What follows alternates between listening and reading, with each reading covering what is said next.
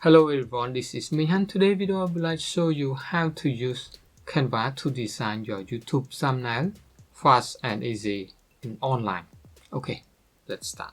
Okay, right now I'm in Canva, so you can click link in the description to get some credit for your design, so you can buy another premium license photo or video in this. Okay, let's search how to create a YouTube thumbnail. So just search YouTube thumbnail here, and then we don't need to worry the size or other thing. Okay, so you may see something here. They say $s mean paid. If you register with the link in the description, you get some credit and you can buy some design that you interested. So let me go to the free one. Okay, so they have plenty of thumbnail that you may need to buy or freeze. Okay, for example this one. Okay, we choose that one. So they have photo and tag and other thing. Okay, let's delete the photo first. So we may need some photo. Okay, let's use the free photo right here. For example, let me search computer. Okay, they have some free and some need pro license to get it. So let's use free version right here. Okay, you may see something like this. Just drag it to make it big enough. Okay, and then we need to bring it to the back.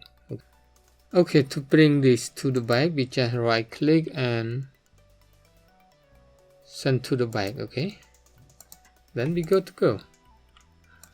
Okay, here we can change the color here, color pop, something like that, or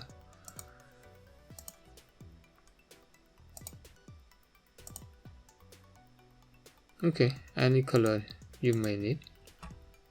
Just change it, and if you don't need this one, just delete and just here.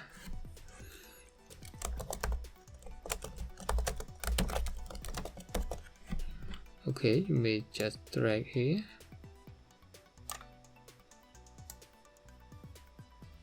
drag up here, so it's safer here. So put right there, and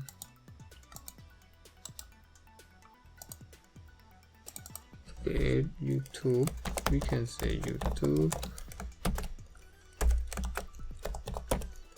thumbnail.